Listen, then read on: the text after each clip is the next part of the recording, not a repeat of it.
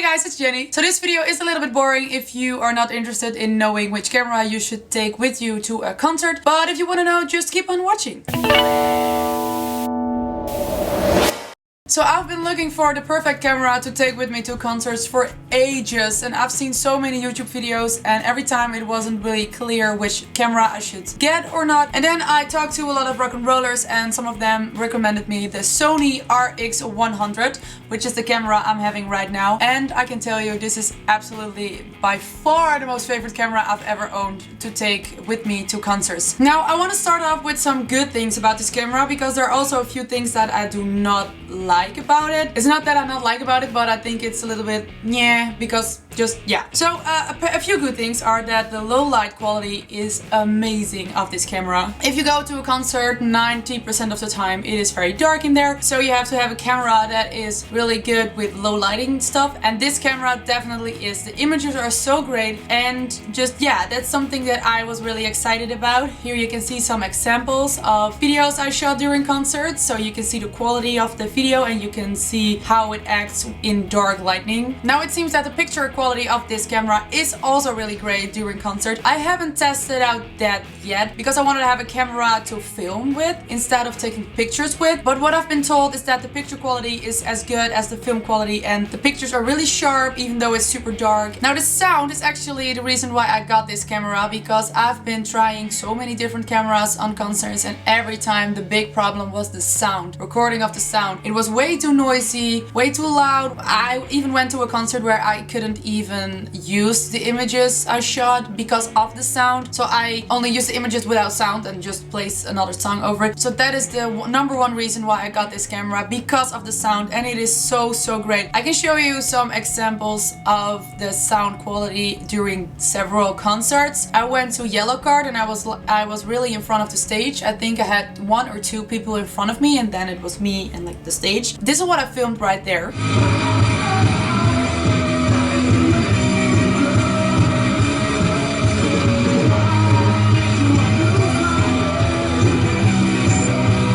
As you can hear, it is a little bit noisy, but like I said, I was so close to the stage and I was almost in the sound box thing. So I think that is a great example of the sound quality if you are really close to something very noisy. Now I also went to Zebrahead, which was a support act of Yellowcard, and I was a little bit further away from the stage, but also very close, and the sound was even better right there than the Yellowcard thing, as you can see right here.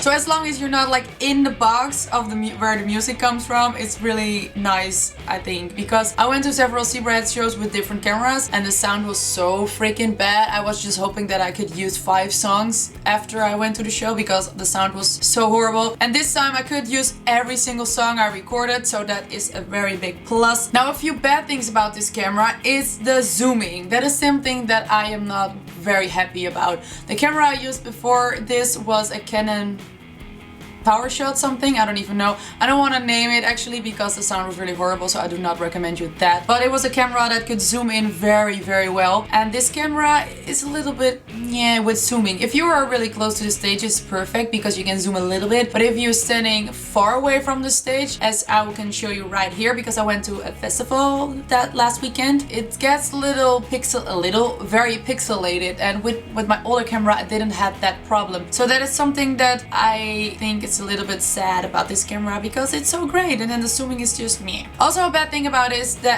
camera is that it starts on. When you turn it on, it is pretty slow. Now I like to turn on and off my camera the whole time during a concert because I don't want to have it on for the whole time because my battery is about to die, and I do not want to have my battery about to die during the concert. That is something that I do not really like, because when I hear the chorus coming up, I want to turn on my camera. Sometimes I'm a little bit too late with it because it's very slow with starting up. So that is something that I don't really like about it. My other camera was way faster, but yeah. And the last thing that's a little bit bad, it belongs to the zooming thing, because I kind of forgot to tell you that while I was talking about the zooming. It zooms in very slow. The zooming takes some time. It's very slowly zooming. I can show you an example right here, and you can see it takes a little while for the camera to finally get there, like to the closest point. So that is something that I thought was a little bit disappointing because my other camera was way faster than that. All in all, I do not want to end up with the bad things about this camera. The quality is amazing, the low light quality is amazing, and the sound is so great. I am so happy I got this camera. I got this camera for 190 euros, but that's because I got it secondhand. I got it from Marktplaats, which is a Dutch sort of eBay thing. But if you're planning to buy it new, it is 400 euros in store, but it is definitely worth your money because I actually wanted to buy it new and then I tried to find one on Marktplaats and all of a sudden it was there, so that's why I got it right there. But if it took too long, I would just bought it right away in the store brand new because I just needed to have it and I'm so happy that I got it. So it is definitely worth your money. Now I have the RX100, but there is also a 100M2 and 100M3. Now the Rocknroller that recommended me this camera has an M3, but the M3 is like 800 euros. Now I can understand that you do not want to spend that much money on a camera. I didn't want to either. If I had the money, I probably would, but I didn't, so that's why I got the M100. And I believe, now I have read so many reviews, is that you can either go for the 100 or the 100 M3 and not for the M2 because the difference from the M2 and the 100 aren't that much, and the difference between the 2 and 3 are a lot. Like the zooming is better, sound is maybe even better. I don't really know, but I don't have experience about that. But if I have to believe the reviews I've wrote on the internet, you can either go for the 100 or the M3. Just don't leave the M2. But maybe I'm wrong. If you have an M2 and you are experienced with the other versions, please leave your reaction in the comment section because I would love to know. That's basically everything I wanted to say about this camera. If you have any questions, feel free to leave your questions in the comment section. I'm here to answer them. I hope you find this video useful, and if you liked it, please give it a thumbs up. On Monday I will be back with another video which is way more interesting than this video. If you haven't already, please take a minute to subscribe and become a Rocknroller because I would love to have you here. Thank you so much for watching and I'll see you guys later. Bye!